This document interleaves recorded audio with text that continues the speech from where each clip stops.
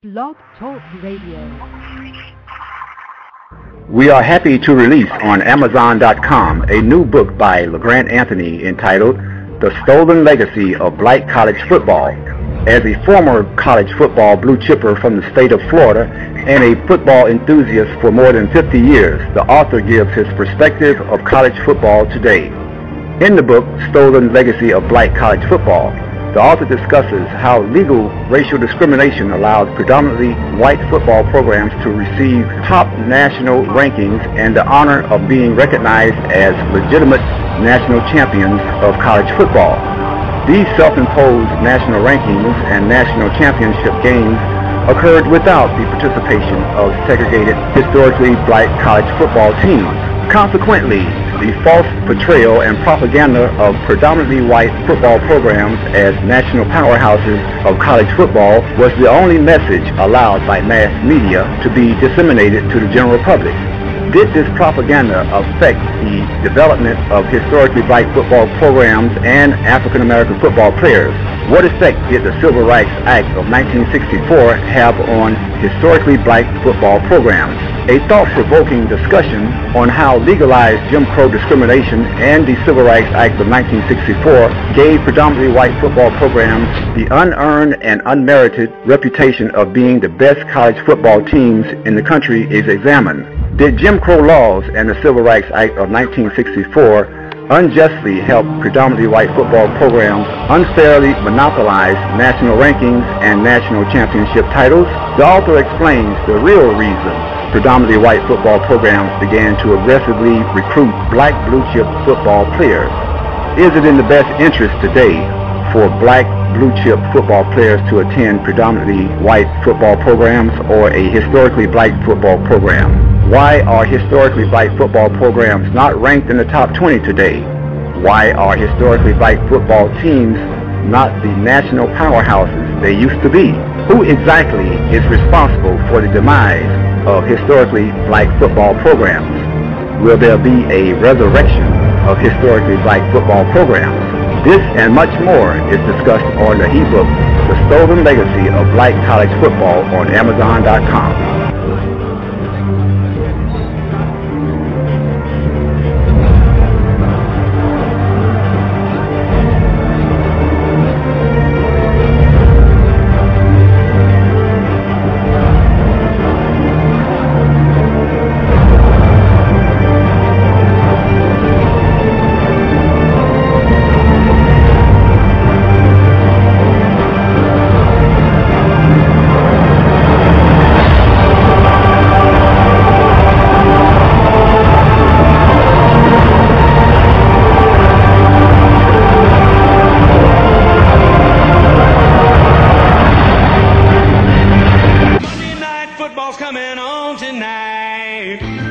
I would like to welcome all listeners to the first of two shows that have been dedicated to the new book release entitled The Stolen Legacy of Black College Football. Let me introduce myself. My name is Lagrant and I will be your host. This is the first of two 30-minute shows that will talk about the stolen legacy of black college football. This show will be more of a monologue in which I will lay out the content of this discussion. If there is time, I will try to bring one or two listeners in to give their comments. The second show will be a dialogue in which listeners will be allowed to call in and give their comments and perspective concerning the subject matter we are discussing. A little background about myself. I am a retired trial attorney for more than 20 years. Currently, I am dedicating my time to nonfiction writing. As an author, I have currently wrote a total of 9 books and counting. My books range from The Stolen Legacy of Black College Football, Does the Bible Teach That Jesus is God?, Global Apartheid, The Great European Heist, The Unholy Erection of Christianity, World Leaders Declare a New World Order and Prepare for the Return of Christ, The Conversion of Israel to Catholicism, Money, Religion, and American Preachers, and more. All of my books are sold as ebooks on Amazon.com. Money, Religion, and American Preachers is available in paperback also. When you go to Amazon.com, type in my name, Lagrant and all of my books will show up. My website is blacklegacy.jimbo.com. That's blacklegacy www.jimbo.com. You can also view over 200 of my videos on YouTube. My YouTube title address is LA Anthony's. That's LAANTHONYS.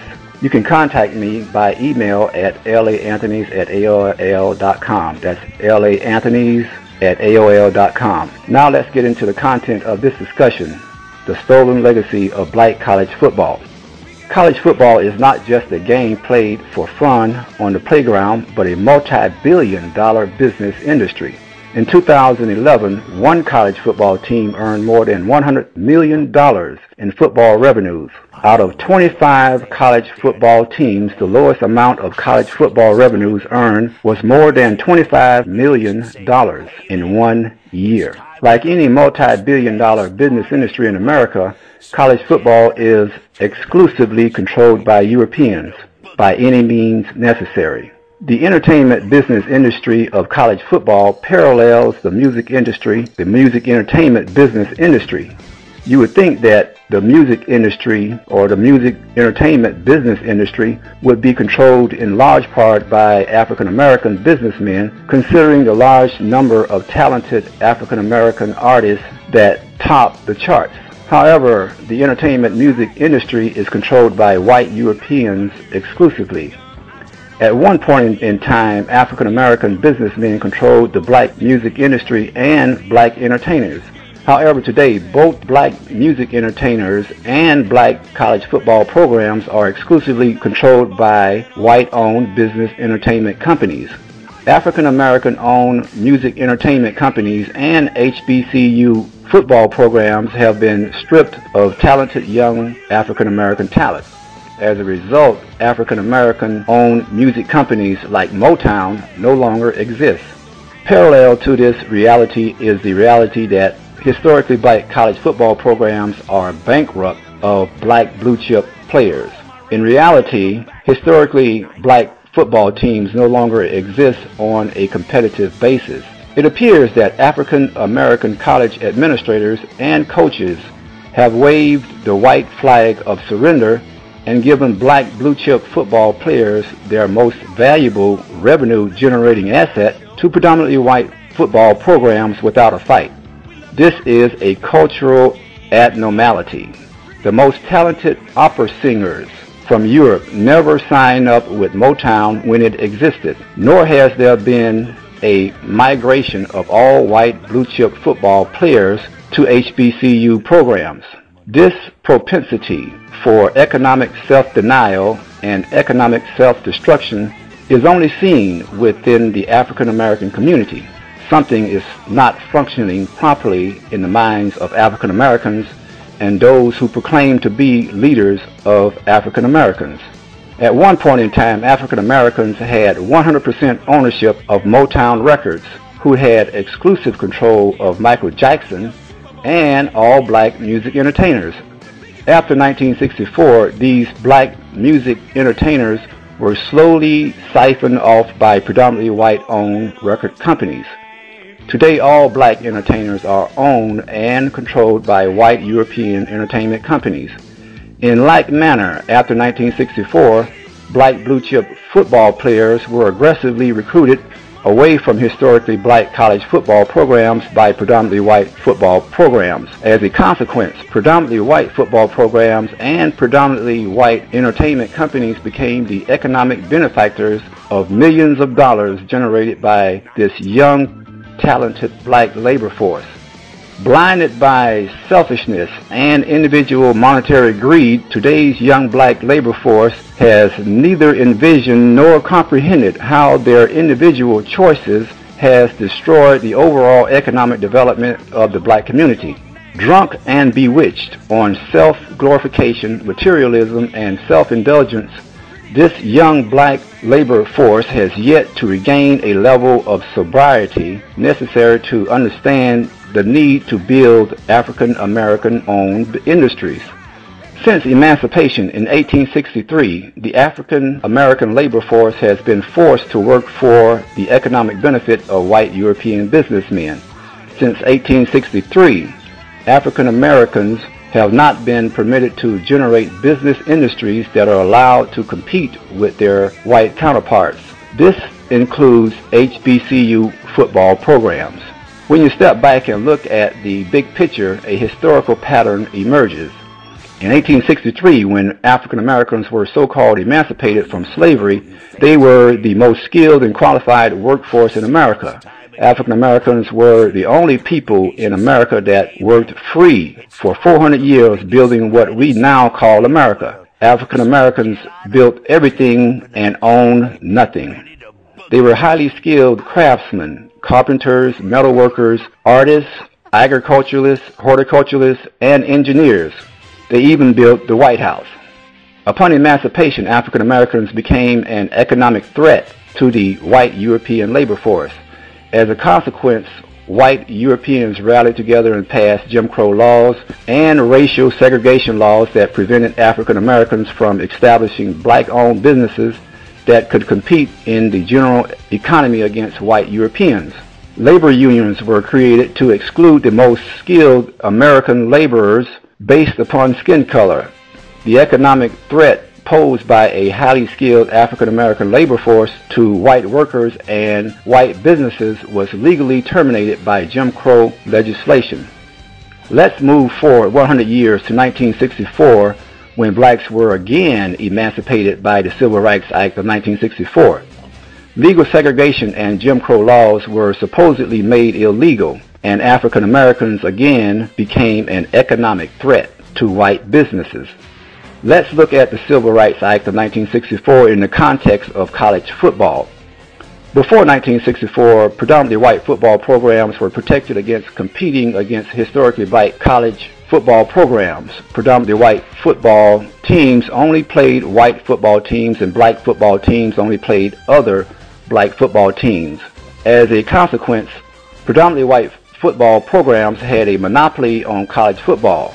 Jim Crow laws and legal segregation allowed predominantly white football programs to perpetuate the mythology of the white superiority of predominantly white football teams. Only predominantly white football teams played on major television. Only predominantly white football teams were nationally ranked as the top college football teams. Only white players received the Heisman Trophy, and only predominantly white football teams played for the National College Football Championship. Professional football teams were no different. Jim Crow laws and racial discrimination allowed predominantly white football programs to have exclusive control of the millions of dollars generated from television revenues and corporate contributions. This allowed predominantly white football programs to build enormous stadiums and make huge profits in football revenues. With passage of the Civil Rights Act of 1964, all of the glory and economic prosperity was in jeopardy because now predominantly white football programs would have to compete and play historically black football teams. If predominantly white football teams were forced to play historically black football teams, we all know what the end result would have been. Historically black football teams would have destroyed the legally enforced mythology of white superiority. Historically black football teams would have dominated college football and placed themselves in position to demand the billions of dollars now being made in college football revenues by predominantly white football programs today. If black music entertainers and black blue chip football players and coaches would have not sold out and abandoned black-owned and HBCU football programs, they would be billions of dollars richer today. In 2011, the University of Georgia made $75 million in football revenues. The University of Alabama made $81 million. Michigan made $85 million. Auburn made $77 million. Tennessee made $53 million. Ohio State made $58 million.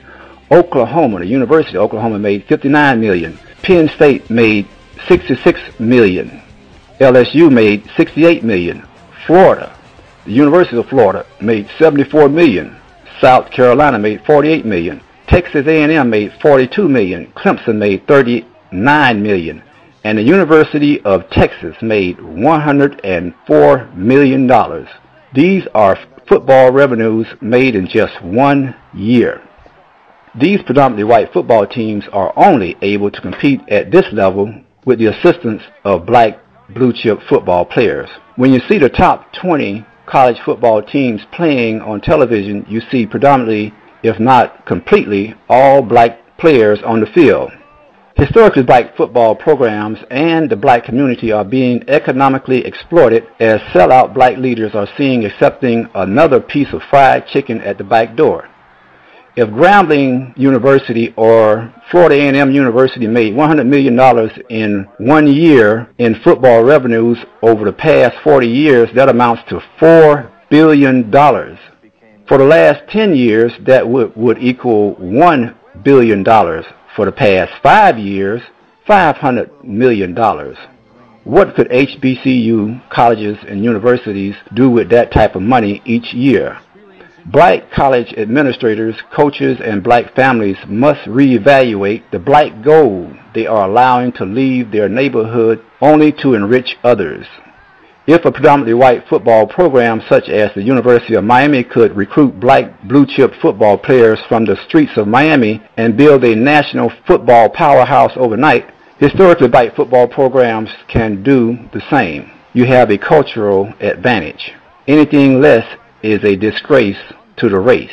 The question that must now be answered is, why did black blue-chip football players and coaches abandon historically black football programs after 1964 for predominantly white football programs when they could have taken over college football and a multi-billion-dollar entertainment industry? Question number 2. How can historically black football programs regain dominance and control of college football? These questions will be answered when you read the book, The Stolen Legacy of Black College Football. Again, this book is available on Amazon.com. The title, The Stolen Legacy of Black College Football, author Lagrant Anthony.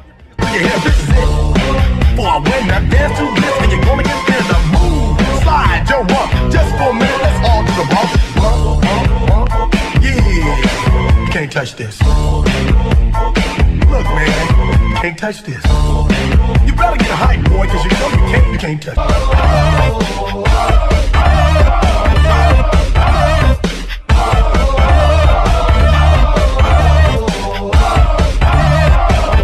Stop. Hammer time.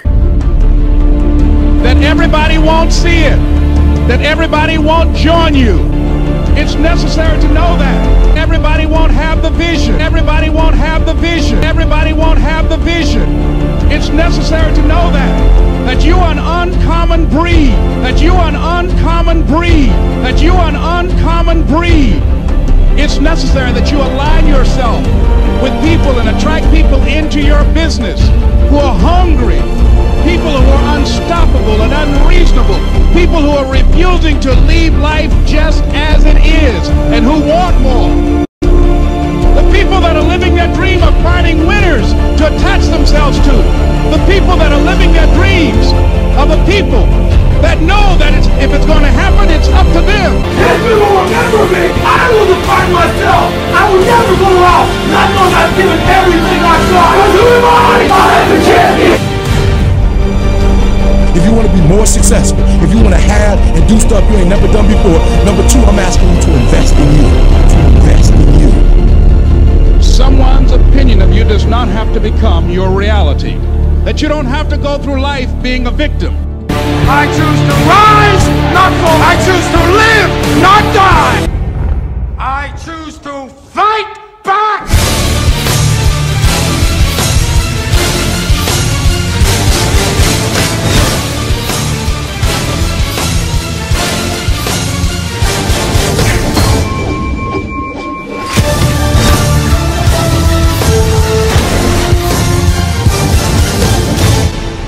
I'm coming.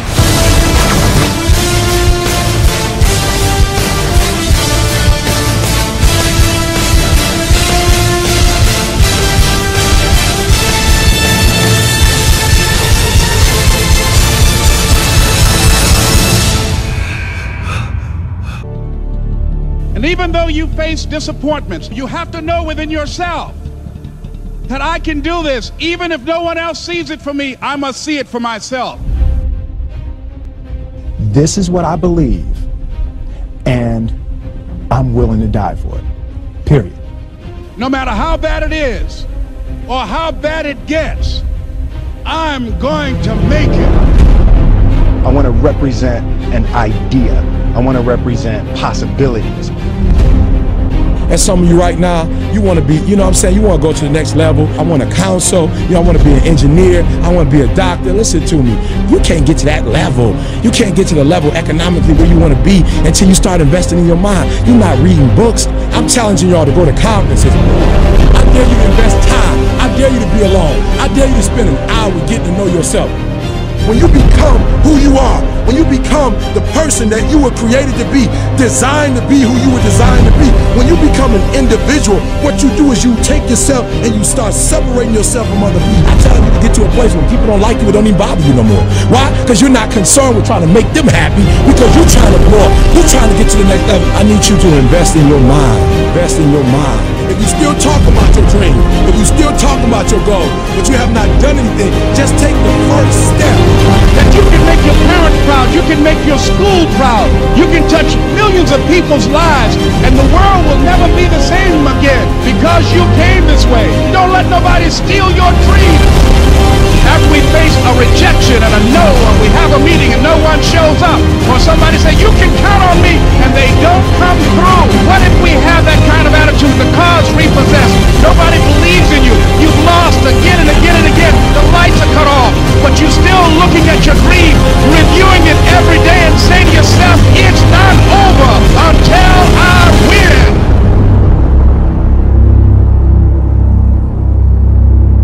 You can live your dream.